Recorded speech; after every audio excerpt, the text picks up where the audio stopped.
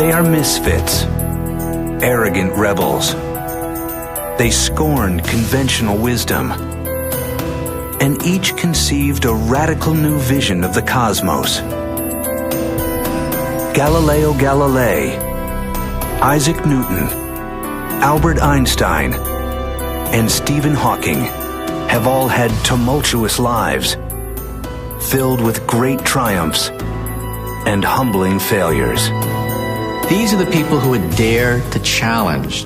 They often run into opposition, and they generally don't deal very well with that. There was a kind of a demon within them that wouldn't let them do anything else. It does take a strong ego to say, well, I can solve this. I can figure out some little piece of the universe. Who were these brilliant rebels? And what secrets of their minds allowed them to think the unthinkable and reveal the beauty and strangeness of the universe?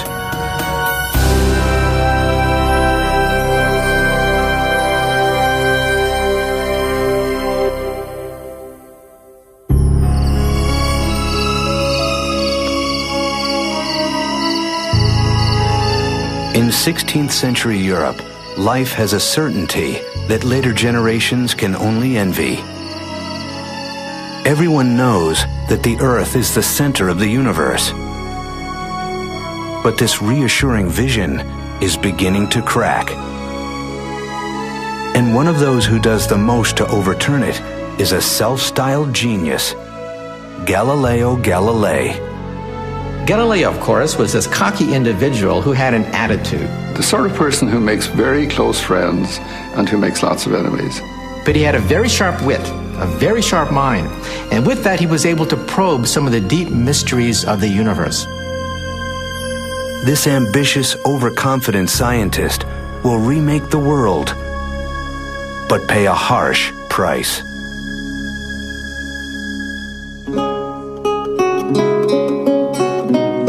Galileo is born in 1564 in Pisa, Italy. His father, a lute player, is well known for rejecting convention to create a new form of musical harmony. Galileo inherits his father's rebelliousness. At age 25, he becomes a professor of mathematics at the University of Pisa. But he'll grow scornful of his colleagues, who are still teaching the scientific theories of the Greek philosopher Aristotle, almost 2,000 years after his death. We forget the fact that before Galileo, there really was no science as we know it. According to the Aristotelian philosophy, for example, objects moved and came to rest not because of friction, but because they got tired. And objects fell to the ground not because of gravity, but because they longed to be united with the earth. To Galileo, such explanations seem absurd. These grand personages who set out to discover the great truth and never quite find it give me a pain, he later writes. They can't find it because they're always looking in the wrong place.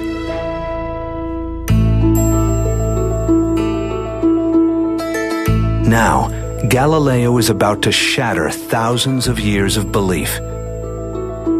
His intuition tells him that objects move, not because of desires, but because of deep mathematical laws.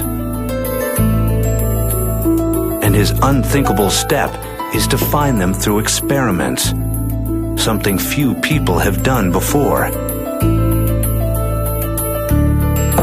He begins by studying falling bodies.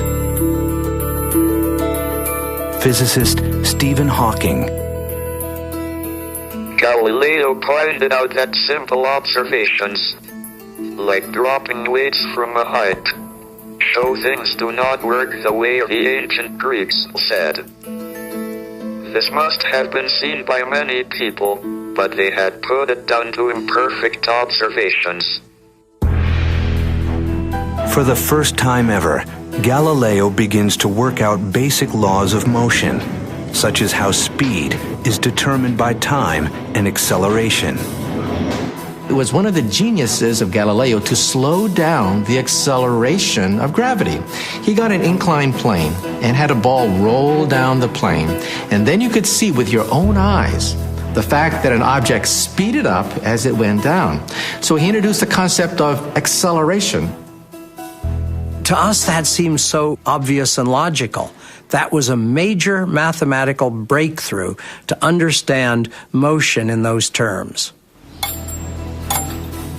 For his role as the first experimenter, Albert Einstein will later call him the father of modern physics.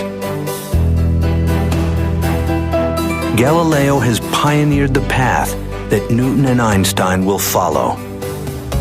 The search for mathematical laws that lie behind all motion.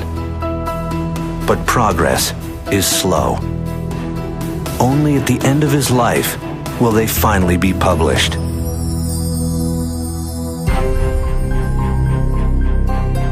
At age 45, Galileo is still a poorly paid mathematician. But ambitiousness and arrogance will soon catapult him to fame and be his undoing. In 1609, Galileo hears rumors of a toy-like spyglass that makes distant objects appear near. Resolving to capitalize on it, he quickly learns to grind lenses. Within a few weeks, he arrives in Venice with a telescope he champions as his own invention. He impresses Venice's navy so much that officials double his salary. Galileo did not bother to tell them that this was an instrument that was being exhibited and sold in many other places. There was considerable chagrin when they discovered that, in fact, this was not Galileo's unique invention. Well, what can you say? He was obviously being a good businessman there. To the free-thinking Galileo, the telescope also offers an opportunity to ask questions few others dare. 60 years earlier, the astronomer Copernicus proposed the radical idea that the Earth revolves around the Sun.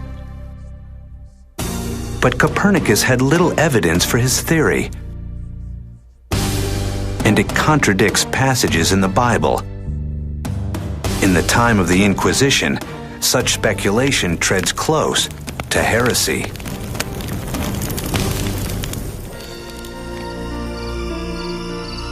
But Galileo is unfazed. He is the first astronomer to train a telescope on the heavens. And he sees the universe as never before. He was thrilled by the fact that this telescope is opening whole worlds. He draws pictures and diagrams, and he couldn't draw fast enough. Galileo works feverishly night after night, and he makes a startling find. He discovers 4 moons orbiting Jupiter. Galileo's evidence that not all objects orbit the Earth lends strong support to the theory that the Earth itself could revolve around the Sun. But contradicting the Bible is theological dynamite.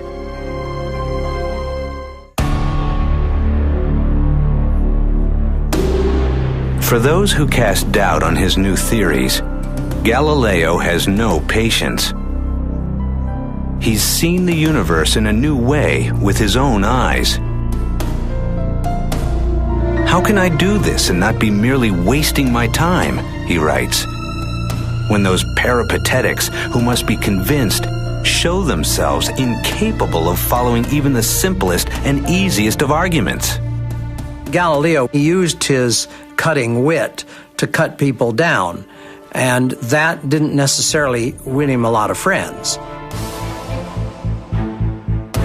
In 1615, at age 51, Galileo goes to Rome to argue his case. It may be his greatest mistake. the Church orders him to cease teaching that the Earth orbits the Sun. But Galileo pushes his luck. 9 years later, he asks to state his case again. This time, a new pope is a personal friend, and Galileo wins permission to write a book.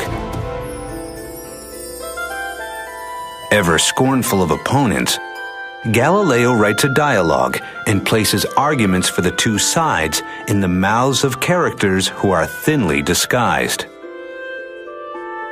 When he wrote his books, it was very clear who was the smart one, who was the stand-in for Galileo, while the Aristotelians come out as the fools.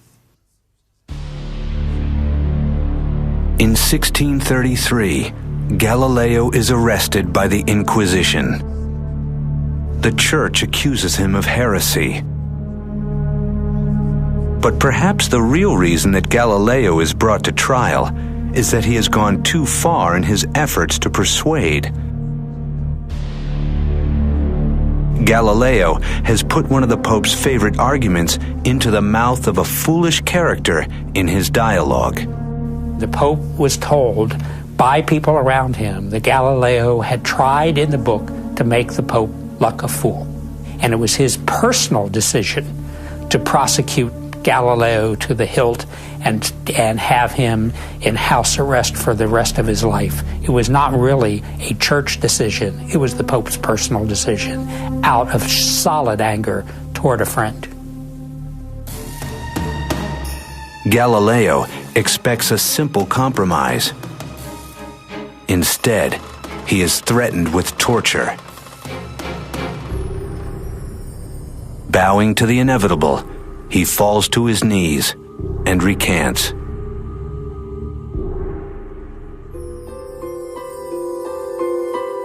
For his last 8 years, Galileo lives under house arrest, a broken man.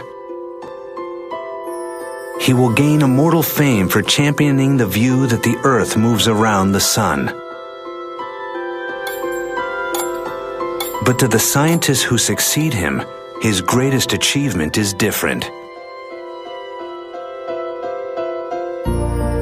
In his final years, he writes a book that completes the work that he began while young. He shows how it is possible to use mathematics to analyze motion.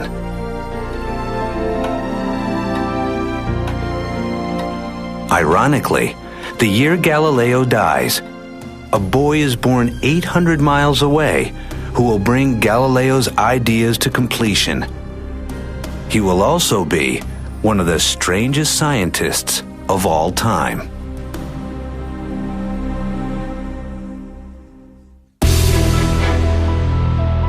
Perhaps no scientist has ever worked so hard without regard for food, sleep, or human relations as Isaac Newton. Isaac Newton was a much darker figure. He was a loner. He was pathologically incapable of small talk. We would use the term obsession. I would say he's the closest example I can think of someone who was consumed by his work. He may also be the greatest scientist of all time. When he is born, the physical world is barely understood. Yet by the time he dies, he's worked out the precise laws that describe all motion, from the fall of an apple to the orbits of planets. There just hasn't been another human being we know of quite like Newton.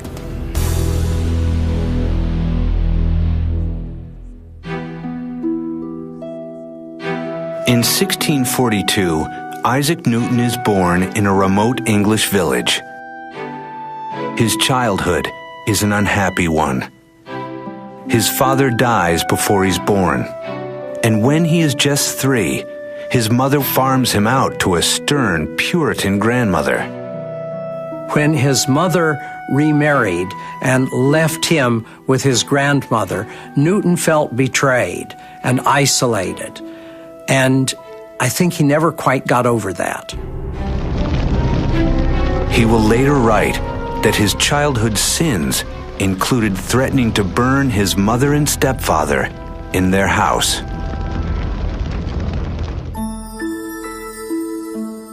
Newton does not always do well in school, but he becomes a curiosity in his village for building extraordinary mechanical devices such as windmills. A schoolmaster convinces his mother to send him to university.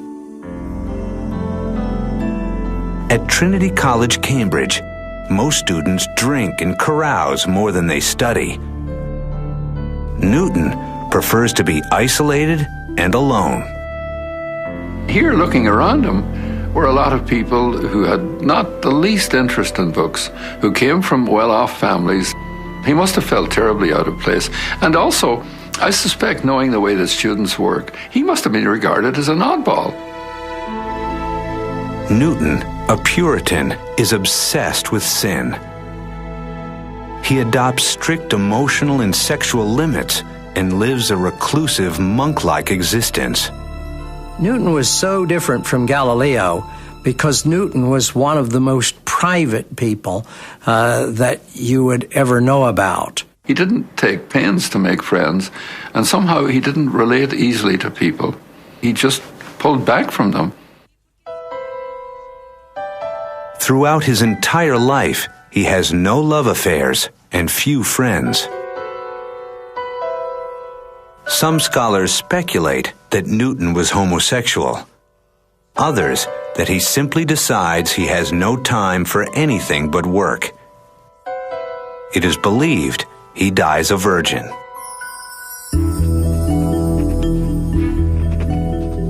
In school, Newton pours all of his passion into his studies. Like Galileo, he's captivated by mathematics. He learns advanced math on his own. And then he begins to create a new mathematics to analyze motion.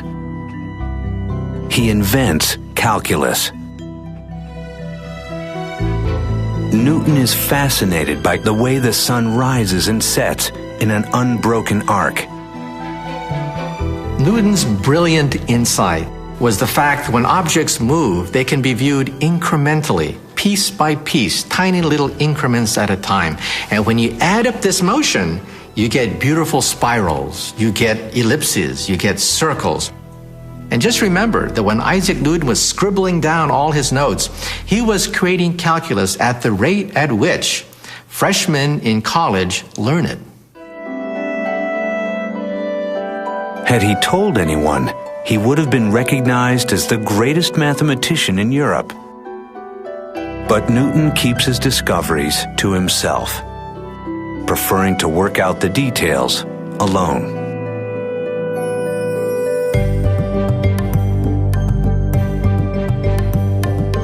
Several years later, at age 24, Newton is living in his mother's house.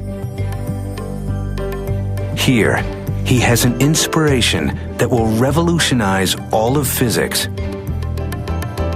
He will unlock the mystery of what makes the planets move.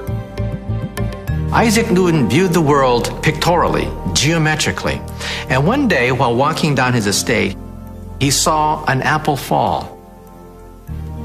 And then he gazed up and he saw the moon. And then he asked the key question, the question that unlocked the secret of the heavens. If an apple falls, does the moon also fall? And then perhaps one of the greatest flashes of insight, he realized that gravity, which then takes an apple and makes it fall to the earth, is the same force that could grab the moon in the heavens, and make the moon fall around the earth. While Galileo began the study of how gravity acts on Earth, Newton is the first to recognize that gravity also moves the planets and stars. This was an absolutely world-shaking change. Newton essentially showed that the laws of the heavens were the same as the laws down here on Earth. But when he tries to work out the details, the complex mathematics eludes him. He will keep his great breakthrough to himself for almost 20 years.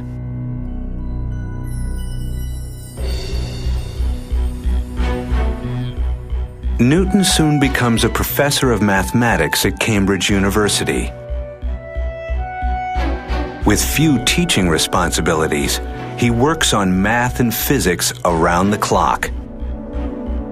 His colleagues will soon recognize his brilliance, as well as his prickly and strange nature. In 1672, Newton's invention of a new telescope wins him admission to the Royal Society, England's association of greatest scientists.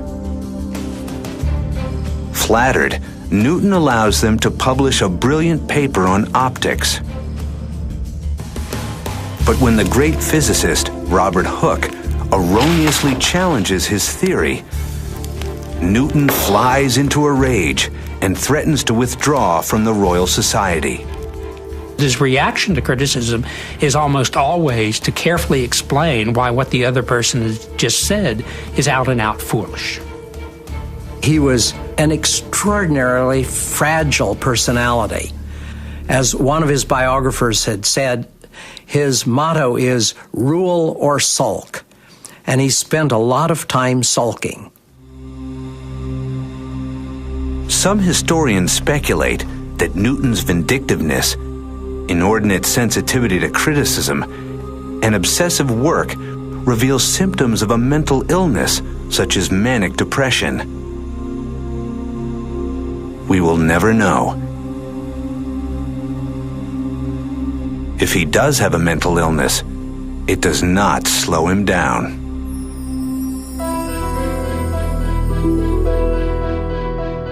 At the age of 42, Newton is asked to solve a problem that is baffling England's greatest physicists. What mathematics describes the orbit of planets around the sun? Seized by inspiration, Newton shuts his door and begins work on his greatest masterpiece. Like Galileo, he is guided by strong intuition. Now, he sets out to crack the complex mathematics of gravity that he began years earlier. For almost 2 years, he communicates with almost no one. His only form of exercise is pacing. He would sleep very little, that he would work 18, 20 hours a day, that he would skip meals and simply write. He had the power to sit in his chair undistracted, focusing, obsessed with one problem for years at a time until it finally cracked. At last, Newton reemerges with a masterpiece that will change the world: the Principia. A ruthless simplifier, Newton strikes at the fundamentals. He uncovers how mass interacts with force, inertia, and acceleration. But his greatest insight is to define gravity. He is the first to call gravity a force acting at a distance. And through breathtaking mathematical breakthroughs, Newton lays out the precise laws that determine the motion of all objects. Newton's Principia, published in 1687, was a scientific revolution. In it, Newton gave the first precise description of the laws that govern the motion of bodies, from cannonballs to planets. When you look at the Principia and the number of mathematical problems solved in it, doing that in an 18-month period, this is not a normal human being in any sense of the word. Newton has completed Galileo's quest to mathematize motion. But over 200 years later, another arrogant rebel will discover that at very high speeds, Newton's laws fail, and the universe is stranger than anyone ever imagined.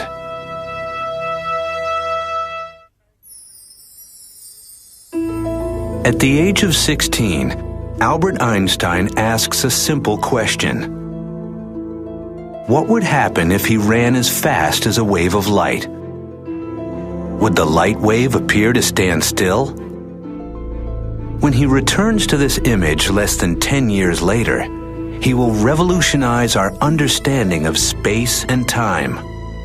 He loved to imagine worlds that didn't exist. That was his power, the power that he could see things physically in a picture, things that other people couldn't see. The man who makes these breakthroughs is an absent-minded professor, a twinkle-eyed lover of humanity. But he's also selfish, has 2 failed marriages, and confesses himself an emotional failure.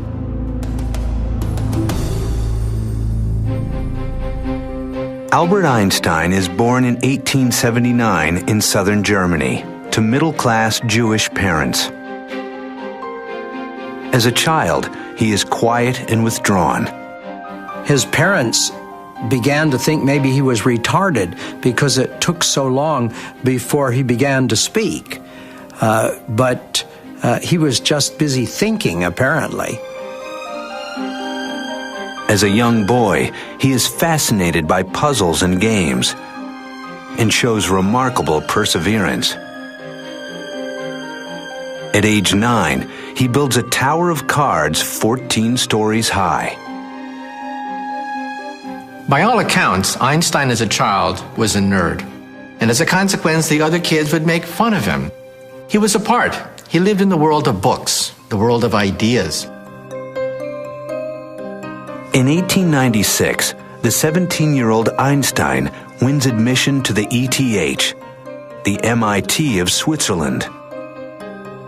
Like Galileo, he is witty and sharp, with a sense of humor, and is also a rebel. Einstein has resolved to become a theoretical physicist, but he feels stymied. His physics professor, Herr Weber, has no interest in the latest cutting-edge theories of light and electricity. He passes his exams only by borrowing a friend's class notes and graduates with unexceptional grades. His behavior has not gone unnoticed. All of Einstein's applications for jobs at universities are rejected. After Einstein graduated from the university, he became a loser in every sense of the word. His professor, Weber, actively disliked the young Einstein. He wrote letters of recommendation, which we now know undermined his chance at any kind of academic appointment. Even before he became a physicist, his life as a physicist was over.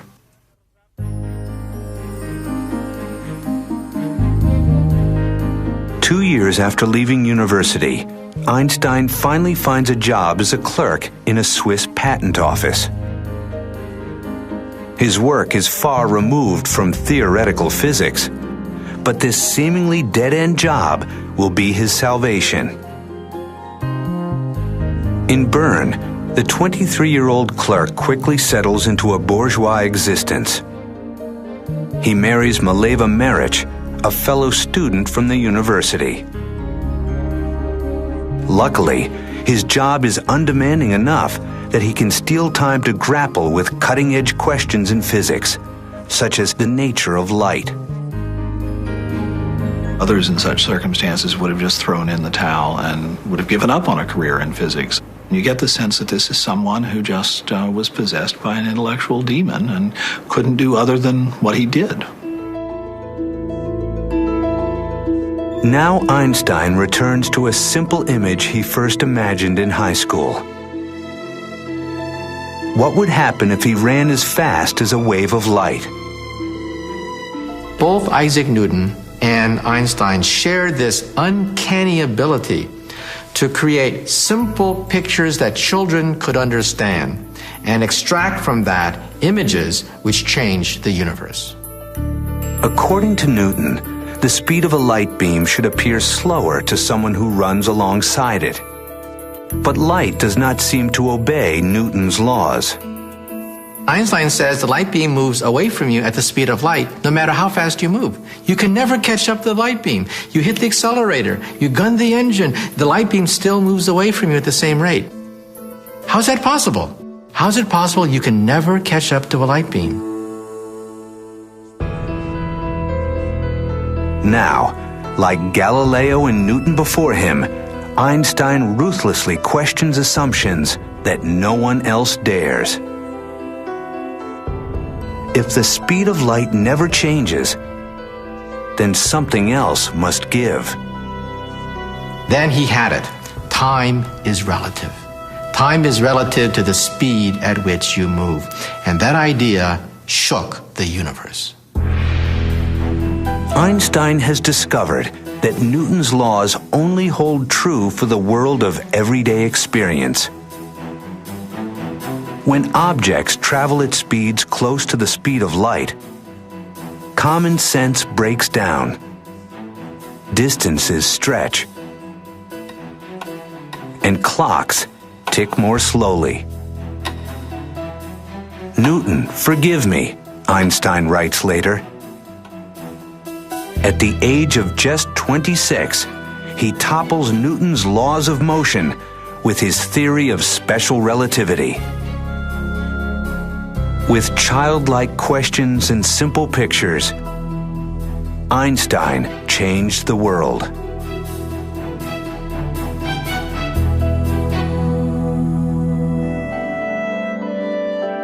In 1907, Einstein turns to new scientific challenges.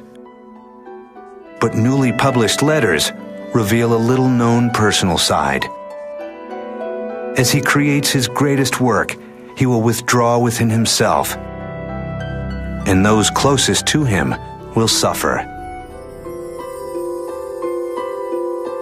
Einstein's wife, Mileva, was once a physics student who dreamed of her own scientific achievements. But now, as Einstein lectures and collaborates with others, Mileva hardly sees him. She fears she is losing both her husband and her dream. Then, in 1914, Mileva discovers that she has a romantic rival, Elsa Lowenthal, Einstein's cousin. Einstein's marriage falls apart. You know, I'd love to have a beer with Einstein, but I wouldn't introduce him to my sister. There was a sense where the rules didn't necessarily have to apply to him. Einstein will marry Elsa, who's willing to keep house for him with fewer expectations. He's given up on love in marriage. His science comes before all else. By age 35, Einstein is pursuing a goal many physicists believe is impossible. His intuition tells him that there must be a more general theory of relativity that also explains the force of gravity. Like Newton, Einstein is obsessed. For years, he grapples with mathematics of horrendous complexity, unsure whether he is on the right path or a fool's errand. He famously would worry a problem for years on end, almost like a dog with a bone. Wouldn't let go of the problem.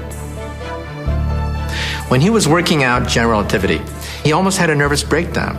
He would concentrate to the point that he lost an enormous amount of weight. He wouldn't eat. He focused on a problem the same way that Isaac Newton focused on a problem. At last, in the fall of 1915, Einstein realizes he's solved it. His great insight is so strange, even physicists will struggle to comprehend it. he proves mathematically that mass and energy curve space and time. A massive object like the Sun warps space and time so much that a nearby planet moves in a curved path around it. To Newton, they appeared to be attracted by a force. But this is just an illusion. The same phenomena holds true on Earth. Objects that appear to be pulled by a gravitational force are actually traveling through warped space-time. Einstein's general theory of relativity changed forever our ideas about space and time. It is so beautiful, it has to be right. Einstein arrives at a set of equations governing space-time curvature. These simple lines describe the motion of galaxies and the destiny of the universe. When we physicists look at the equations of Albert Einstein, we cry. We cry because they are so gorgeous. Realize that the motion of the heavens, with all the curved spaces and time warps and what have you, can be summarized in an equation about an inch long. That is power. That is incredible. That is beautiful. Although Einstein will continue working until the day he dies, by the time he is 40, he has completed his greatest work. Galileo applied mathematics to motion. Newton perfected these laws for everyday experience. But Einstein's search for a deeper theory revealed laws that govern the entire universe. Today, another brilliant rebel is searching for an even broader theory, a theory of everything.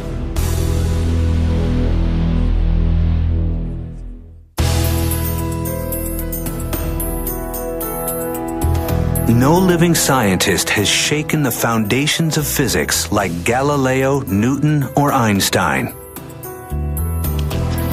But among those who have advanced cosmology's frontiers is a once lazy student named Stephen Hawking. Today, he holds the same chair in mathematics at Cambridge University as Isaac Newton. I was born 300 years after the death of Galileo. I hold the same job at Cambridge as Newton did, and I work on Einstein's general theory of relativity. Of the three, I feel closest to Galileo. He followed his nose and was a bit of a rebel.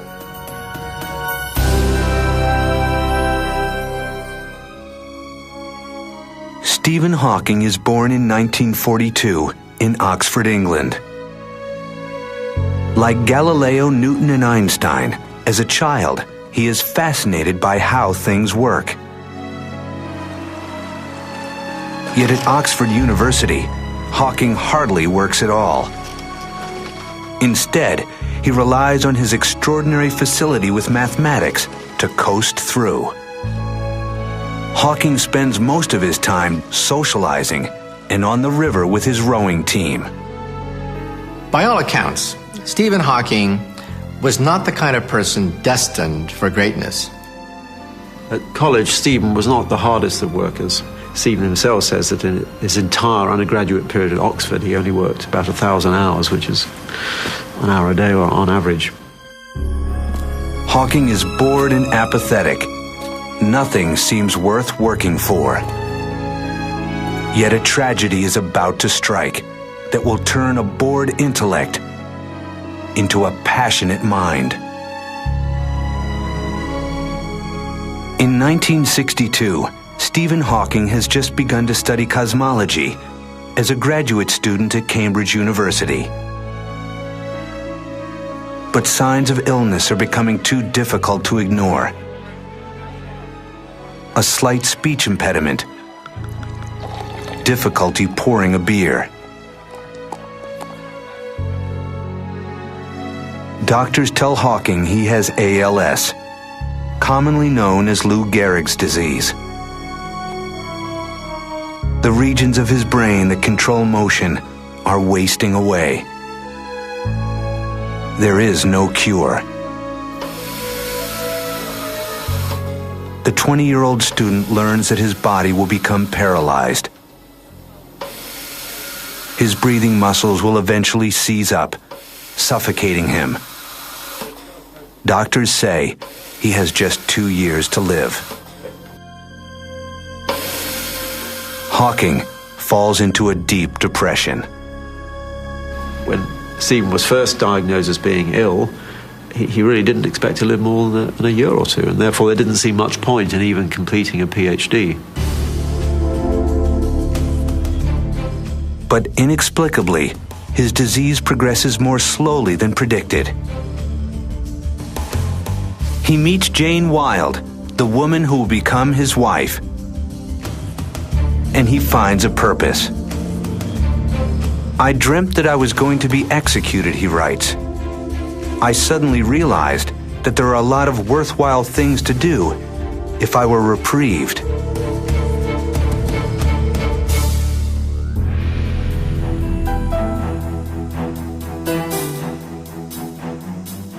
Now Hawking begins working hard for the first time in his life, and to his surprise, finds that he likes it. By the early 1970s, Stephen Hawking is a well-established cosmologist. He is also in a wheelchair. Yet he is remarkably stubborn. Nothing will keep him from living a normal life.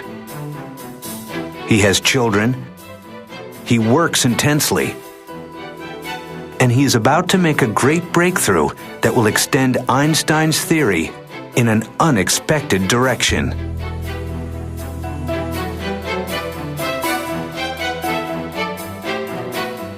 Einstein's theory of general relativity predicts the motion of very large objects such as galaxies. But it cannot explain the behavior of the tiniest subatomic particles that are the building blocks of the universe. Their motion is only predicted by a different theory called quantum mechanics. And to the frustration of Einstein and every physicist since, the two theories appear completely incompatible. Yet Hawking is brash enough to tackle the impossible. When Stephen Hawking was doing his pioneering work, there were two armed camps. They hated each other. They never talked to each other. On one side were the true blue loyalists, the ones who held the flame of Albert Einstein burning bright. On the other camp were the quantum theorists. They dealt with the world of particles, subatomic particles, hundreds of them, thousands of them, and they didn't talk to each other. They had different mathematics, they had a different language, a different physical picture, and here comes Stephen Hawking saying, I'm going to try to marry the two together. Well, that was heresy. No one had done that before. Now Hawking asks, what happens if you look at a black hole, a massive object, but zoom in to its smallest scale? Hawking also, like Einstein, has an incredibly good nose. That he has an intuitive feel for interesting questions to ask and how to ask them. Black holes are the most bizarre and extreme prediction of Einstein's theory of gravity. Theoretically, if a mass is extremely concentrated, for instance, if a star were compressed into a ball just miles wide, the space around it will become so warped that gravity will keep everything from escaping, including light. A black hole is a region of space in which gravity is so strong that light can never escape. It's like a one-way membrane in which things can go in but nothing ever comes out, including light, and that's why it's called black. Now Hawking attempts something his colleagues assume is impossible. He uses the equations of quantum theory to analyze what happens to tiny particles trapped by gravity on the edges of black holes. By now, he can no longer write. If he was an experimentalist, his career would long be over. But Hawking has rarely even looked through a telescope. And for theory, all he needs is his brain. Like Newton and Einstein, Hawking has great powers of concentration. He reruns long, torturous equations again and again in his head, checking and rechecking his calculations. He tends to think in pictures, and he tends to start with some idea that he thinks he is right, and he goes from there. He has to rely upon keen insight and leaps of logic to compensate for the fact that he cannot check every single line. He just has a tremendous drive, a tremendous determination to get to the bottom of things. Hawking's results shock him. Black holes are not completely cut off from the rest of the universe as once believed. Instead, their edges shed tiny particles, now called Hawking radiation. The arguments are so compelling, everyone now agrees that black holes must give off Hawking radiation. The radiation will carry away energy and mass, and the black holes will slowly evaporate and eventually disappear. Hawking has shown that, like water in a boiling kettle, black holes slowly evaporate away. Just as importantly, he's proven that in one particular case, general relativity and quantum theory can be fruitfully combined. My discovery that black holes are not completely black, but should glow like hot bodies, was the first example of an effect that depended on both the large and small scale theories. When the result came out, it was so beautiful. It just had that feel about it. Just talking about it was like rolling candy on the tongue. Finding a theory of everything, a deeper theory that unifies Einstein's equations and quantum mechanics, is now the holy grail of physics. It would explain the origin of the universe. And Hawking has created new hope that this ultimate puzzle can be solved. It's clear that Stephen's discovery of black hole radiance was an important piece of the final jigsaw, even though we don't really know what the final jigsaw is yet. Who were the greatest physicists? They were ugly ducklings, rebels, and nerds, consumed by deep intuition and unafraid to question the most basic assumptions. It does take a strong ego to say, well, that's not so tough, I can crack that. I mean, the odds are really against you. There's no guarantee that there are any answers out there, that science actually works. You're really taking a huge chance. Their stubborn persistence revealed deep laws of nature, but their quest remains unfinished. And such brilliant minds come along only once in a great while. Yet who knows? It's possible that the next brilliant rebel is already among us.